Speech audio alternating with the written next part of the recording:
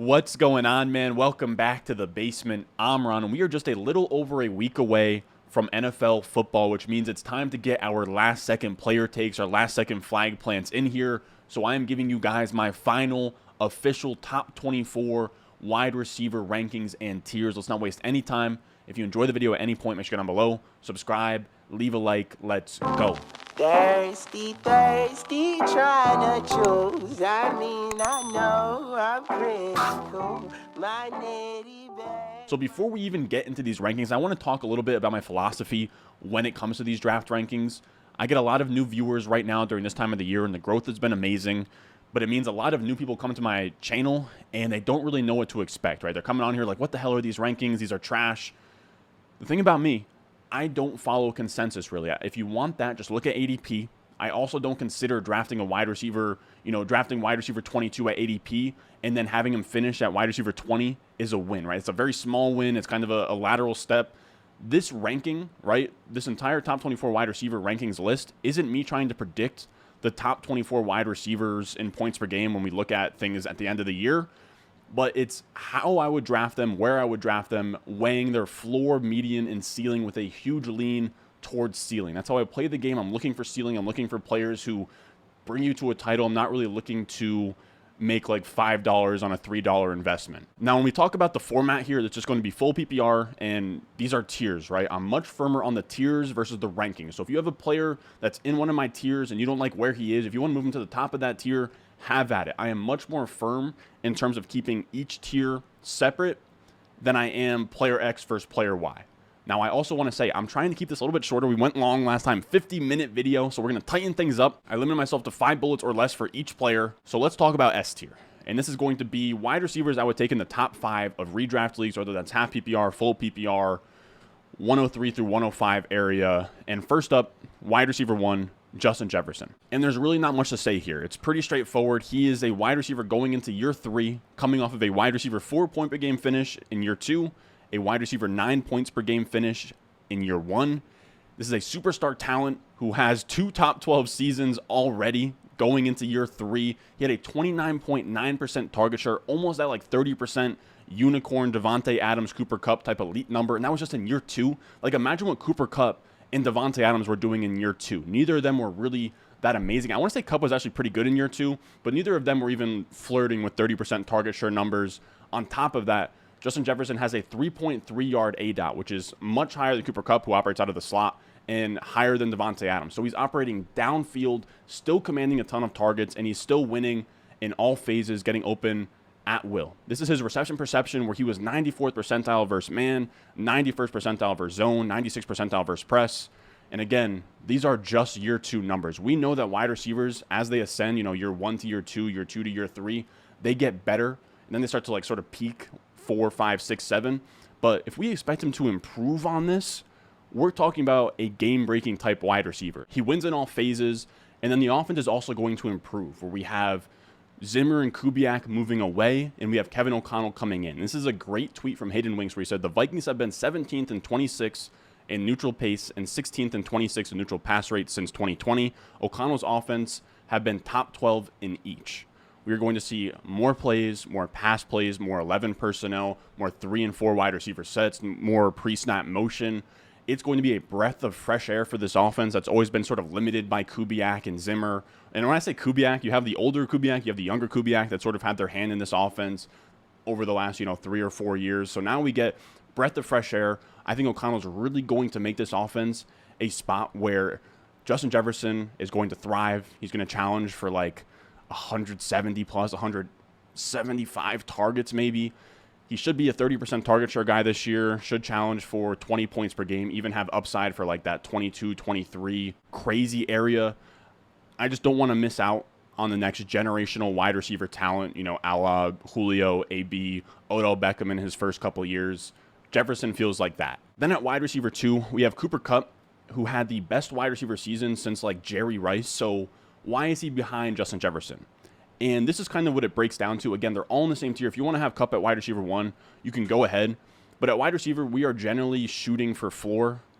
And Jefferson being so young means without an injury, he should comfortably see about 20 points per game, just given what we've seen through his 2 years.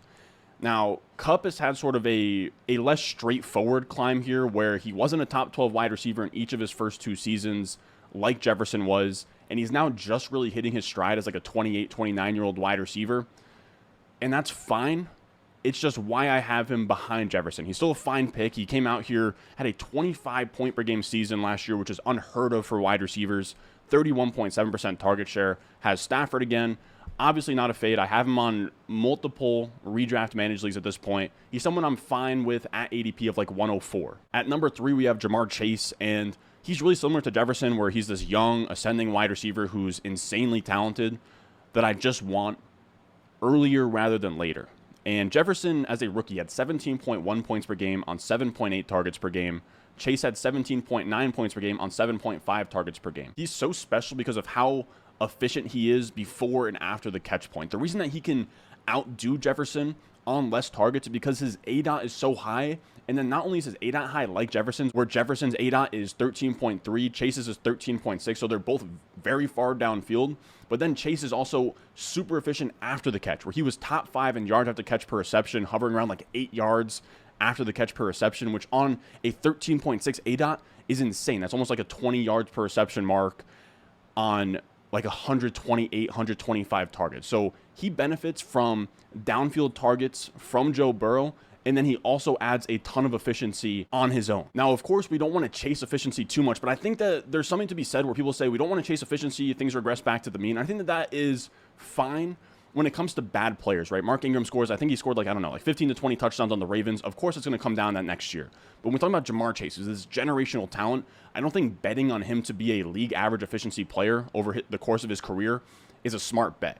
And any efficiency downtick, now again, he's not going to have an efficiency downtick to the mean, but maybe a downtick from last year. And if that happens, I think anything that comes down will be offset, and then also not even offset, but compensated for by a target share increase, where he was only at a 23.7% target share last year, 20th in the NFL. Should see that year 2 jump where we see players take that natural jump to that next step, and we should see him hover around that like 25, 26% target share area. And this offense was also 20th in pass attempts last year. So Joe Burrow, Chase, T. Higgins, if Zach Taylor has any kind of wits about him, he should pass the ball more, just given that he has maybe the best quarterback, wide receiver trio in the NFL, or not the best, but up there with like obviously like Stafford, A-Rob, Kupp, and Brady, Evans, Godwin, where they're passing the ball a ton. We should see that transfer over if Zach Taylor is at all competent. Now, also, if you remember Joe Burrow's rookie year, they passed the ball a ton. I want to say that he passed the ball like 40 times per game as a rookie, so maybe we see that tick back up, maybe 1 year off the ACL.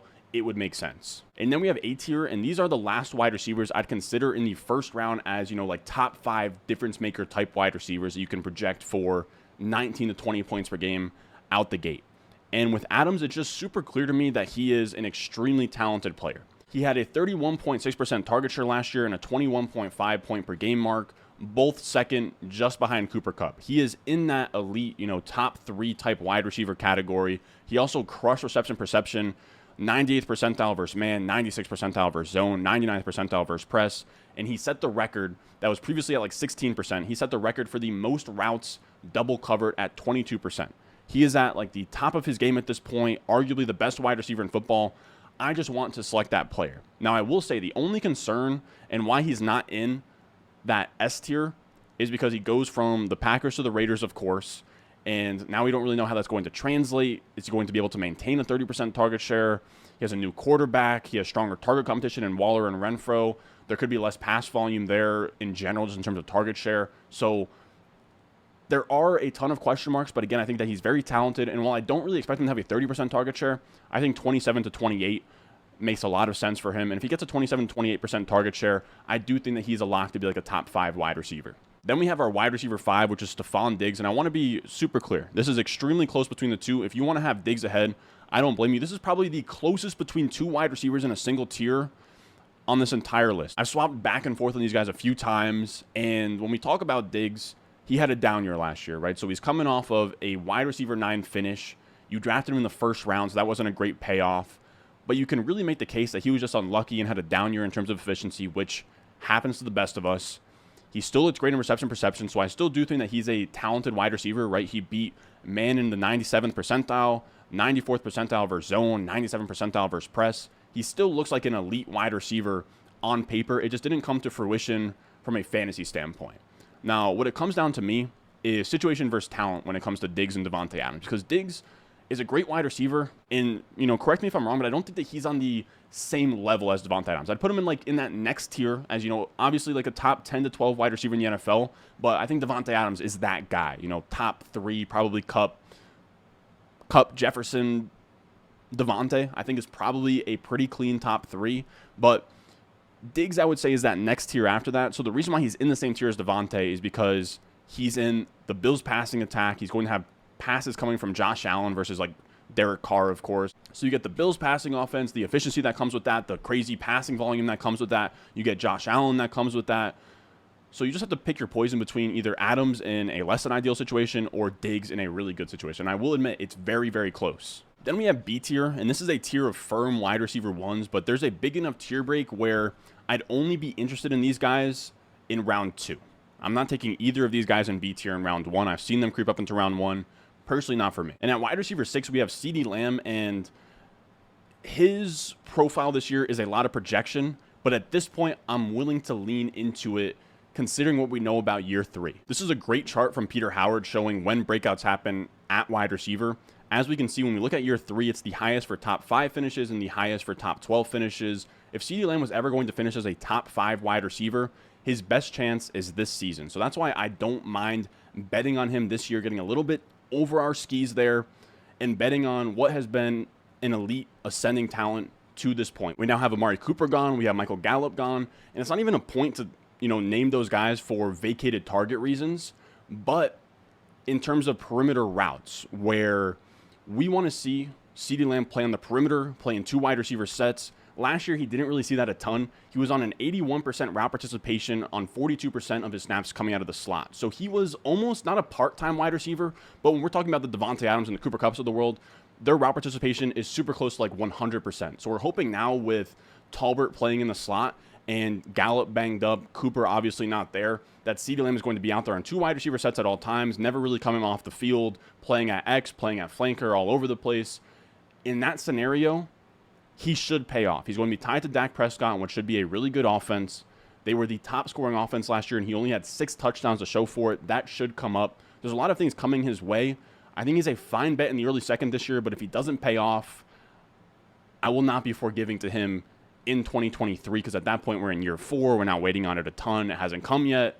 At that point, he'll probably be like outside of my top 12 wide receivers if he doesn't finish minimum top 12 this year. Then at wide receiver 7, we have Deebo Samuel, who I've cooled a little bit off on, where early on I saw him as like a 1-2 turn guy. Now I like him as a mid-second, which isn't like a huge discrepancy, but at that turn, I'm preferring guys like Saquon, Swift, Kamara, anybody that falls back there. If Davante Adams or Diggs falls back there. But Deebo is somebody I think it's a little bit too rich to take him in that, 111, 112, 201, 202 area.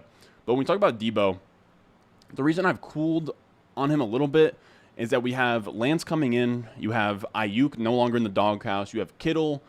And it sort of sours things on Deebo, where you have to see Lance supporting all 3 of them, and you have to see Lance having a pretty crazy year for just being a first-year starter, which is in the range of outcomes. That's 100% in the range of outcomes. He could be Mahomes, Lamar Jackson year 2. He comes out, lights the league on fire.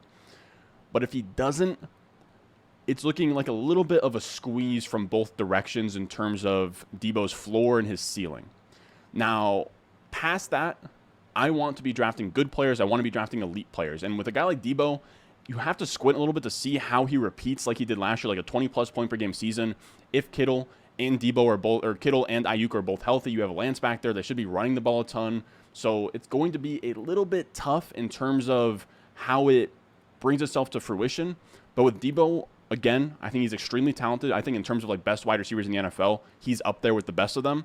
And then he also wins in multiple ways, which means that he can kind of have not a backup plan, but he can withstand more chaos of an NFL season, where we have a great tweet here from John Daigle where we look at what he did in his first 8 games and then from weeks 10 on. And in his first 8 games, he had a 30% target share, like a 31.5% target share, which is insane for any wide receiver. And then he had 21.1 points per game from that, And then on the back half of the season, when like Elijah Mitchell went down, he had to run the ball more. He averaged 7.2 carries per game, only an 18.8% target share, but still 19.9 fantasy points per game. In both of these roles as like wide back and wide receiver, whatever you want to call them, he averaged about 20 points per game. And if you're drafting him in the second, both of those scenarios pay off for you. So I don't really know how he's going to get used this year, how it's going to look. Elijah Mitchell has like a hamstring injury going on, so Deebo might be called to play more running back early on. We don't really know. But we do know that Deebo Samuel is extremely talented. I'm not going to bet that the efficiency is going to run out on him. Again, time and time again, we see guys. A.J. Brown has been top 5 in yards per out run every year of his career. I'm not just going to bet that the efficiency is going to fall out from underneath a really talented player. So I'd rather not bet against him. Again, I think he's fine anywhere in the mid-second. Then we have C tier, which are wide receivers that I'd be fine taking at that 2-3 turn that I think are fine wide receiver ones. And the first guy we're going to talk about is A.J. Brown. And we have been talking about A.J. Brown in this passing offense all offseason. Yes, they were league bottom in pass attempts last year, but that was also year 2 Jalen Hurts, who had rookie Devonta Smith, Quez Watkins to throw to, J.J. Arcega-Whiteside, Jalen Reagor, who barely made the 53-man roster today. It wasn't an ideal situation. And I honestly give respect to Nick Sirianni, someone I didn't really think was going to be that great of a head coach. The fact that he came in the first 6 weeks, we look here at their neutral pass rate last year. The first 6 weeks, he came in with the 5th highest neutral pass rate. Those first 6 weeks, Sirianni wanted to install his system, and his system was passing the ball a ton. He then adapted the game plan as injuries came on, as quarterback play kind of struggled a little bit without the great wide receivers on the outside to sort of support this kind of offense, and he completely changed the identity of this offense, and they scored more, they played better. It was honestly perfect. But now you fast forward to this season, the Eagles trade for A.J. Brown. They add nothing to their wide receiver room. It's literally just Boston Scott, Miles Sanders, and Kenny Gainwell right now.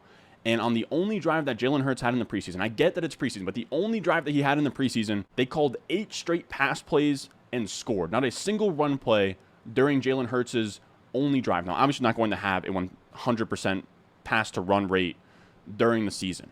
But it just goes to show that they wanted to see what the passing offense looked like. They wanted to see what was going on. Hurts is also a much better passer than he gets credit for. He was 16th in PFF passing grade last year. He's probably about an average passer at this point. And that's not to say that he's an amazing passer, but I at least think that he's the type of quarterback where he's not going to limit the offense. If the volume is there, the fantasy points should also be there. He's at least good enough. I'm not saying he's going to elevate the offense, but I don't think he's the type of quarterback that's going to weigh down the offense and make sure that nobody can succeed. I think that the offense can run through him. He's going into year 3. He could improve as well. And if the pass rate is as high as I am thinking it's going to be, I would say top 10 to 15 type numbers, then these passing options should be good. And when we zoom in on A.J. Brown, he's such a talented wide receiver. He murdered reception perception, 96th percentile versus man, 98th per press, true big body X wide receiver. He gets open at will. He was 3rd in targets per out run last year behind only Cooper Kupp and Devontae Adams, and he has cleared a 2.5 yards per out run in every year of his career, top 5 in the category in all 3 years. He's efficient. He demands targets. He gets open. This offense is going to be a higher volume pass attack than people think. Hurts is going to be better than people think. I am all in on the Eagles passing game as a whole. Then we have T. Higgins at wide receiver 9. And I cannot stress enough, when it comes to T. Higgins, I do not care about depth charts. I think one of the craziest ways to play fantasy is to not put respect on T. Higgins' name because he's not his own team's wide receiver 1. How can you draft him as a wide receiver 1? He's not even his own team's wide receiver 1. Maybe the dumbest thing I've ever heard in my entire life. I do not care about depth charts. I care about target share and fantasy points. And in just year 2, remember, he can still improve from year 2 to year 3. And in just year 2, he was the wide receiver 12 in points per game, so he has a top 12 finish, something that guys that are wide receiver 1s on their own team, like CeeDee Lamb and Michael Pittman, cannot say themselves. And on top of that, he had a better target per out run than team wide receiver 1s, like Pittman, like Hollywood Brown, like Chris Godwin, like Darnell Mooney, like CeeDee Lamb last year. He earned more targets on a per out basis than those guys, and he outscored most of them. So to say that he can't thrive in fantasy or you can't take him as a top 12 wide receiver because Chase is there, I think it's insane. Matt Harmon actually has a little write-up on this where he talks about Jamar Chase and T. Higgins. He says Jamar Chase and T. Higgins have a chance to be the new Mike Evans and Chris Godwin. Not a number 1 and number 2, but a true 1A, 1B tandem. We don't need to waste precious earth seconds arguing about who is better. Both are excellent. The Bengals are now spoiled at this position for years to come. And again, there's plenty to go around in this consolidated passing attack. It really just funnels between Chase, Higgins, Boyd, maybe Mixon or Hayden Hurst can kind of mix in there, but there's not a huge depth of weapons. It's going to be very consolidated, And on top of that, there's a chance that this offense passes even more. So the entire pie that we're getting pieces of might even expand. They were just 20th in pass attempts last year, and you have to imagine that with Burrow, T. Higgins, Jamar Chase really coming into their prime at this point, that we should see that number go up. And then on top of that, they have one of the league's toughest schedules. There should be more negative game scripts, which means that things could get really crazy in this offense this year. If they go back to what I was talking about earlier with Chase, where Burrow, as a rookie, averaged like 40 pass attempts per game, if they just decide to crank it up and let Burrow cook and let T. Higgins and Chase do their thing, this offense could just be a fantasy goldmine. And then on top of a volume increase, he also gets efficiency benefits from being in an offense with good players, right? So someone like Michael Pittman's going to have a lot of coverage on him. He's going to have to sort of figure out things with Carson Wentz last year, Matt Ryan this year. But when you have passes coming your way from an elite quarterback like Joe Burrow, and then you also have Jamar Chase drawing coverage and getting like double covered on the other side of the field and kind of doing his thing, you open up a lot of efficiency, where I don't think that people would really know this, but T. Higgins was also top 10 in yards per out run last year, ahead of Tyreek Hill, ahead of CeeDee Lamb as a really efficient downfield wide receiver. Then you combine that with this high weekly ceiling where he had a 43-point game last year. There are a lot of things going his way in terms of being a fine bet as a top 12 wide receiver. And then we have Tyreek Hill, who's been a tough one for me all offseason, especially as I think through wide receivers in round 2, where I've sort of been souring on them a little bit, because if we look back to historical trends, it's a great chart from Pat Kerrane, and the blue is running back and the red is wide receiver, and we're looking at bust rates here. And as you can see through those first 3 rounds, running backs bust more than wide receivers, but not so much in round 2. Now, running backs bust just a little bit more than wide receivers in round 2, but not enough to say that there's a massive advantage to taking wide receivers in round 2. It's about even there. So I want to be extremely particular when we're taking wide receivers in this area, pushing them ahead of the running backs, because it's like a cozy thing to do, right? It feels nice. It's like, okay, this is a safe wide receiver. I can draft him here. The data tends to say that you're almost better off waiting until round 3. So if you're drafting a wide receiver in round 2, it has to really be worth it, which is why all these guys in this tier, I prefer early third if I can help it. You have to remember last year, round 2 wide receivers, Hopkins, Ridley, A.J. Brown. There's one more I can't remember. DK Metcalf, all 4 of those guys busted. Justin Jefferson was like the lone guy who actually made it out alive of round 2. Now, that's not every year, and I'm not just going to make broad assumptions from last year, but it's just something to note that if you take a wide receiver in round 2, it's not that much better of a pick than running back. Like wide receiver is a better pick than running back from a floor standpoint in terms of rounds 1 and 3, and then it's also better just overall in the dead zone. But round 2 was a little bit tricky. Now, when we talk about Tyreek Hill, I have him as wide receiver 10, which means I'll end up with him sometimes, but I prefer to pay that like 212, 301, 302 type price after the second round running backs are gone. And the main issue here with Tyreek Hill is that he doesn't command a ton of volume, so he wins on efficiency, which was coming from obviously his speed, and then Patrick Mahomes' pass attempts. So now he no longer has Mahomes. He's in a Dolphins offense with Tua, and he's also 28 now. Now, I'm not saying that he's dusted or washed or anything, but at 28, if he wins from this unmatchable speed, we're talking about special speed, something like Tyreek Hill, the fastest man in the NFL, essentially. The minute that falls out from underneath him, I'm not sure that he's the type of guy who is going to win without it or give you, his classic top 12 type production without it. So it's just something to be wary of. Again, he's 28. It's just time to start worrying a little bit. I'm just saying that the floor feels shaky. Again, these round 2 wide receivers, the floor isn't that great. I think I'd just rather Waddle at cost. But again, this isn't to say that Tyreek Hill is a fade. I still don't mind him at the 2-3 turn. But in terms of taking him at like the 205, 206, 207, couldn't be me personally. Then at wide receiver 11, we have Mike Evans. And I covered Evans on my early round fades video a couple days ago. People were not happy. And what it comes down to is I know Mike Evans is going to sleepwalk his way to 1,000 yards and 8 touchdowns. I'm just not sure I want to spend a second round pick on that. He's not a target hog, and you can't project him for that huge target share that we were projecting him for in May, right? Godwin looks on track to play week 1. They add Julio. Russell Gage is there. There's no longer this wide open depth chart for Mike Evans to be insane. And he's not even really a serial target earner himself. Early on in his career, he was a target hog. Now he's just been a guy who thrives on efficiency, where he was a 16.4% target share guy outside of the top 50 last year, 17.52% targets per out run, 62nd among 89 wide receivers. Just not very good. You're pretty much banking on chunk plays and touchdowns. Not a bet I like to make this early. If you want to make that bet, I think you can make it with like Mike Williams. I think you can make that bet with, there's a ton of like Gabriel Davis. I just don't think in round 2 you have to make that bet. I just think that there's better ways to play this Buccaneers offense. I think you can take Godwin like round 5, round 6. You can take Julio like round 10, round 11, round 12. By the way, Julio had a better target per out run and a better yards per out run last year than Mike Evans. Just something to think about. If Julio Jones ends up being an Antonio Brown type producer where he's not healthy all the time, he's not on the field all the time, but in his spurts, he's like a fringe top 15, top 20 guy, it wouldn't shock me at all. Then we have D tier, which I would call fringe wide receiver ones. And first up at wide receiver 12, we have DJ Moore. This is a serial target earner. He was 5th in target share last year at 28.4%, only behind Cooper Kupp, Devontae Adams, Justin Jefferson, and Deontay Johnson. He's been hamstrung by quarterback play recently, so he commands a ton of targets, but it hasn't really manifested itself into a big breakout year yet. And there's a couple of things going against him here. First of all, the touchdown stuff that people say, oh, he can't score touchdowns, I think it's overblown. Players aren't inherently like good or bad at scoring touchdowns, unless you're a red zone type guy like a Gronk, of course. But Julio Jones not scoring touchdowns in Atlanta wasn't as much of a function of him as it was just touchdown variance. And when you look at Carolina, the past 3 years, their passing touchdowns have been 14, 31st in the NFL, 16, 28th in the NFL, 17, 31st. He hasn't had a quarterback in the last 3 years to score over 20 passing touchdowns. So when there's not even 20 passing touchdowns to go around, it's hard to go out there and score 8 touchdowns. It really is. You can't account for 50% of your team's passing touchdowns. It's almost insane to do something like that. So if there isn't even 20 passing touchdowns to go around, having like 4 of 14 to 16, like a 25% rate, that's great. It's just that the pie isn't big.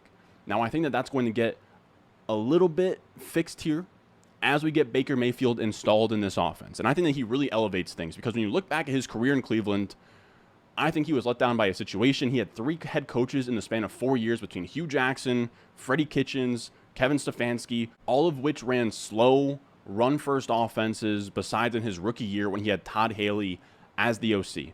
And his rookie year is still his best year to date, where he had 40 big-time throws to 18 turnover-worthy plays, which is absurd. For example, last year, Burrow had 35 to 15. He had the 14th best clean pocket PFF grade. He looked really good. I'm extremely certain that Baker is a competent starter in the NFL, capable of maintaining an offense and not holding it back. Now, when we look at the rest of this chart, things in Cleveland were kind of plagued by injuries and bad play calling, but in year 3, he showed he was still a good quarterback. He had 31 to 17 big-time throws to turnover-worthy plays. He was QB10 in clean passing grade. He looks good. And I'm not really buying this idea that, oh, Baker couldn't even support OBJ. How is he going to support DJ Moore? He doesn't like his wide receiver ones. Well, first of all, if you look at these numbers again, his pass attempts per game when he had OBJ were 28th, 28th, 20th. He wasn't passing the ball a ton, so there wasn't really volume to go around regardless. And you guys might be thinking, what if that happens in Carolina? What if they don't pass a ton, right? They were ranked 25th in neutral pass rate last year, but now they get Ben McAdoo, who Ben McAdoo is a pretty bad offense coordinator, or just play caller in general. But the silver lining here is that in 2014 to 2017, when he was on the Giants, he was 12th in neutral pass rate. And we see this change in Mike Clay's projections, where he has them projected for the 10th most dropbacks, 14th most attempts are going to be in negative game scripts. So I think that Baker Mayfield's really going to elevate this offense. He's going to have plenty of volume to do that with. He has weapons in DJ Moore, Christian McCaffrey. I'm really excited here because this is probably as hand in the dirt as I'm going to get here. But when we talk about Baker Mayfield, his entire life, he has done better with a chip on his shoulder, right? Walk on at college, the first ever walk-on Heisman. He gets drafted first overall, but like gets called out by, I don't know, it's not Skip Bayless, but it's not Chris Collinsworth, but Colin Cowherd. He's getting chirped by everybody. You know, he's got all these issues, whatever. It's good that people are doubting him again. I think that's good for him. He needs that motivation. Back when people were doubting him, didn't think that he could be that guy, you know, gets beat out at Texas Tech.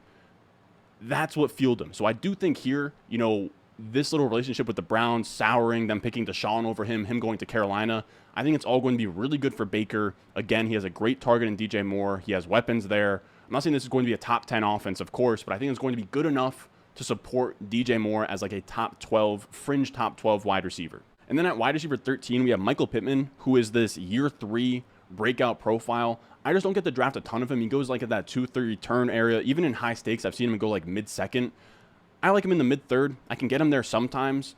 And when we talk about year 3 guys, we've seen Calvin Ridley smash in year 3. We saw Chris Godwin smash in year 3. Debo, Deontay Johnson, Hollywood Brown all had great breakout years last year. I think that's what we're looking at with Michael Pittman. Now, he has smashed reception perception 2 years in a row now, where he was 79th percentile success rate versus man last year, 88th percentile versus zone, 96th percentile versus press. Those are dominant numbers. And Harmon says that he's some blend of Keenan Allen and Allen Robinson, and that's really exciting. So he's this guy that can beat zone, he can beat man and press. That's really rare. Like, you don't usually see a guy that's Michael Pittman's size that can also win inside, outside, against zone, against press. He does it all. That's really interesting. He also commands targets. He had a 25.7% target share last year. He gets open, he draws targets.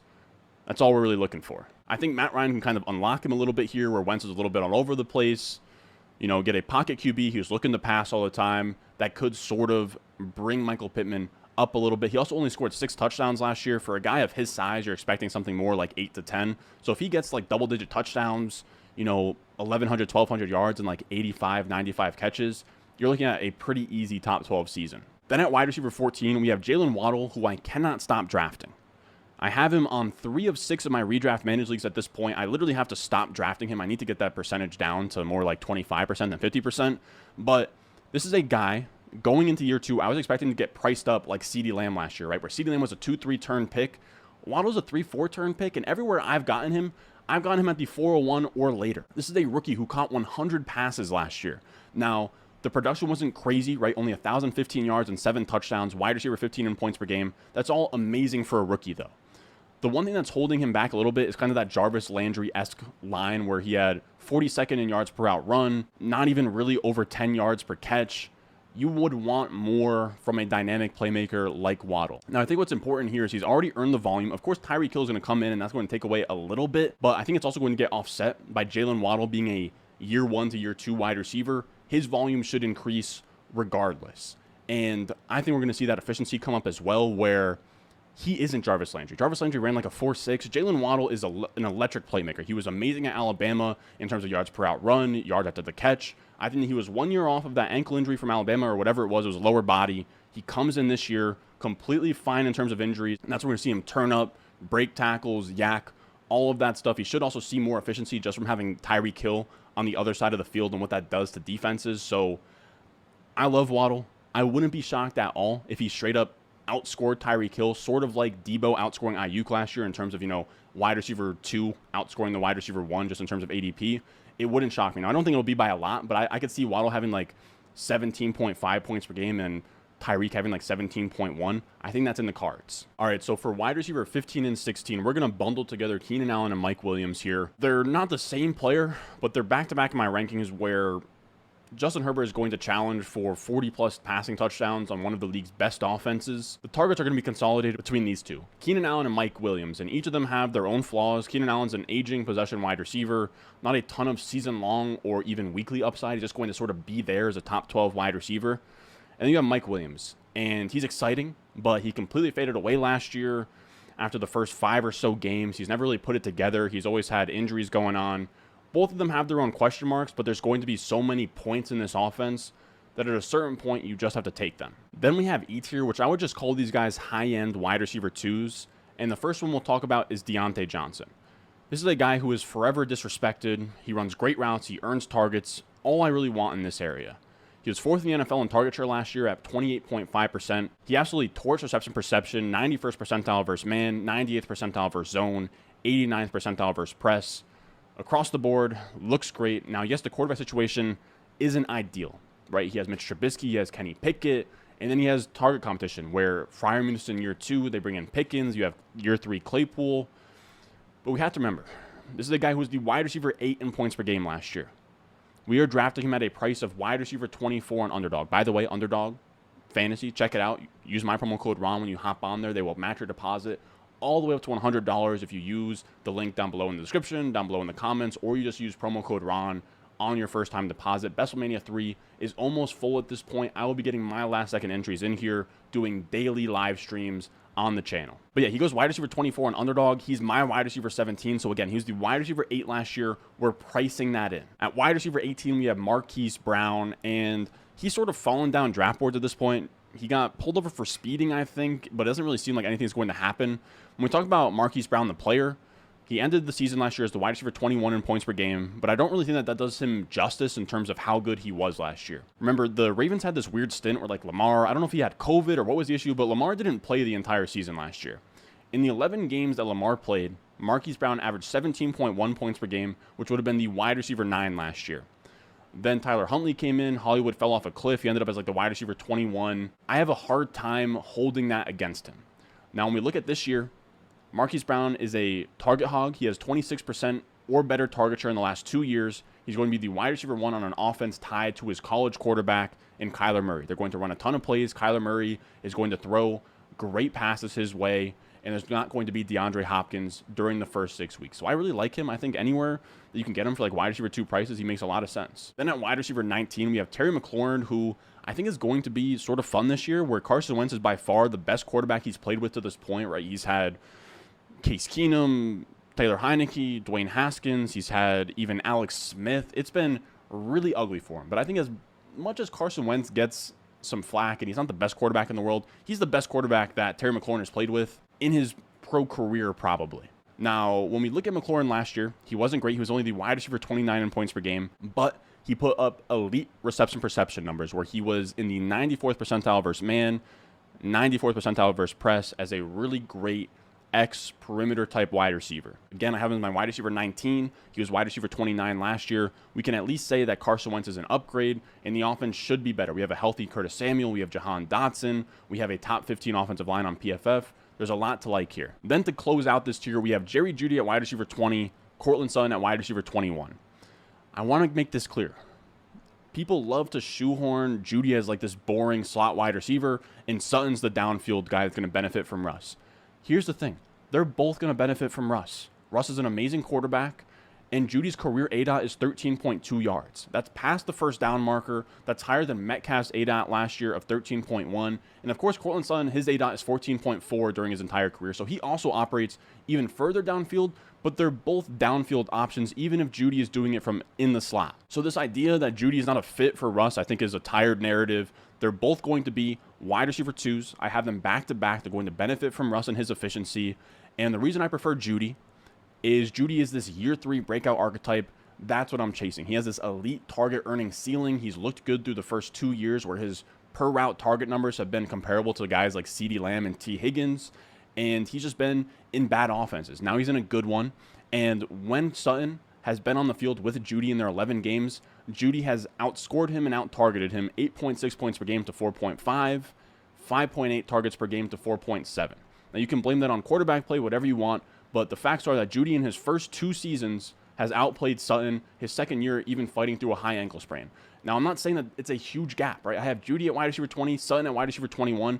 It's the market that says there's a huge gap. On Underdog, Sutton is the wide receiver 16. Judy's like the wide receiver 22 or like the wide receiver 20. They should be back to back. If you want to put Sutton ahead, fine. But to put Sutton ahead by like 4, 5, 6 wide receiver spots, I think is insane. Then we're at F tier, and this is a tier of fringe wide receiver 2s. I just want to be clear. If your favorite wide receiver did not make this list, he is in F tier. This F tier in my rankings is 10 wide receivers deep.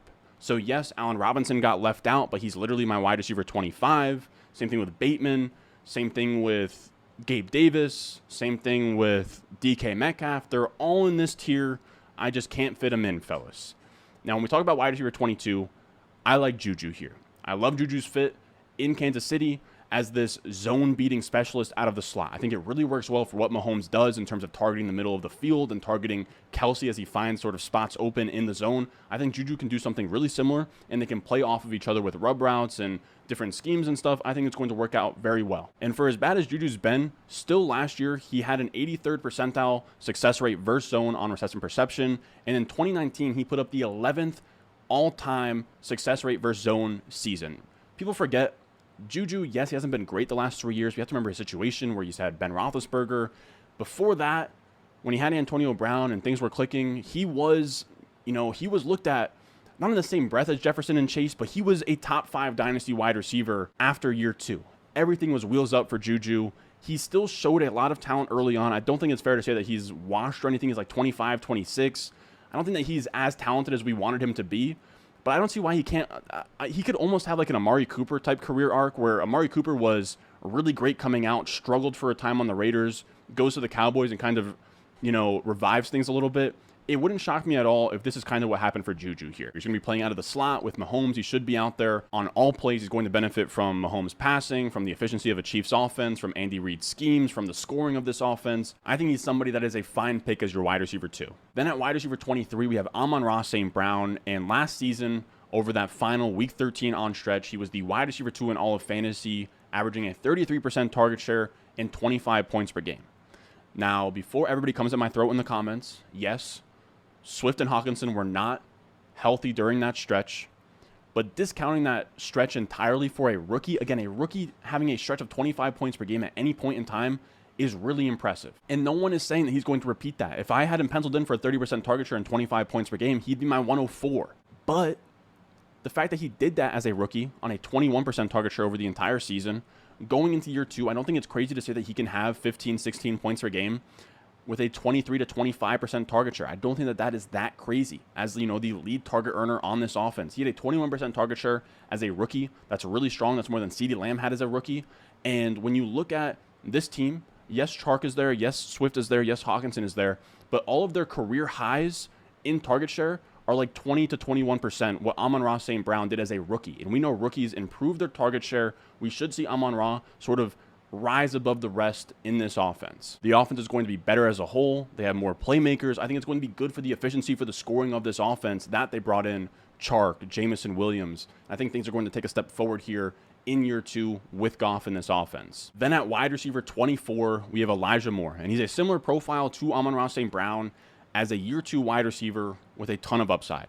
He had 12.6 points per game last year as the wide receiver 28, and we know wide receivers have big jumps in year 2. We saw it with CeeDee Lamb last year. We saw it with T. Higgins. We see it every year. We saw it with Metcalf. We saw it with A.J. Brown. Yet me putting him at wide receiver 24 is going to be pretty contrarian. You guys are not going to like that he's at wide receiver 24. Again, he was the wide receiver 28 last year. And again, that was on the trash Jets offense that everybody doesn't like. He had Zach Wilson. He had not just Zach Wilson, but Mike White and Josh Johnson throwing him the ball. He was in a bottom 5 scoring offense. On top of all of that, he wasn't even a full-time wide receiver. He only played over 75% of the snaps in 6 out of his 11 games last year. And in his 4 games with 80% or more of the snaps, he averaged 15 points per game, which would have been wide receiver 15 last year. So if the situation is still garbage, he should be able to, from an individual standpoint, he's going to see more routes, and he's going to improve as a player, rookie to year 2. So we'll see him command a higher target share, score more points, and he's going to run more routes. So even if the situation stays exactly the same, he's still a fine bet to be a wide receiver 2. And then, of course, we know year 2 wide receivers have crazy upside. If this offense was to not even be a top 10 scoring offense, if this offense went from, it's projected as like a bottom 5 scoring offense right now, if it comes out here and it's like the 21st or 22nd highest scoring offense, that's a win. And Elijah Moore flashed in reception perception last year. For a guy that's like 5'8", 180, he played 70% plus of his snaps at X, not just in the slot. So he can play on the perimeter and 2 wide receiver sets. He can win all over the place. In reception perception, he was in the 81st percentile versus man, 76th percentile versus zone, 70th percentile versus press.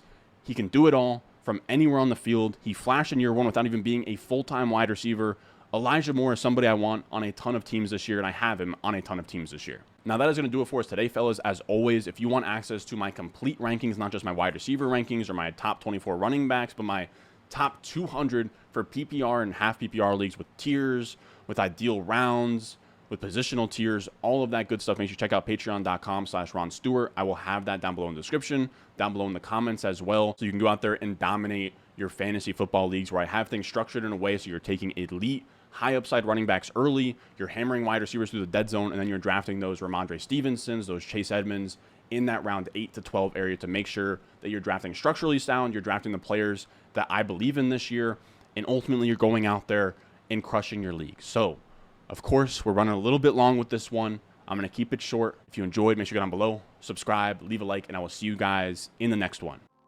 Thirsty, trying to choose. I mean, I know I'm critical. My nitty bag, my kitty boots. I got the juice, I got the juice. 10-0, Chatham's on. Foolies glad I'm home. Even my haters.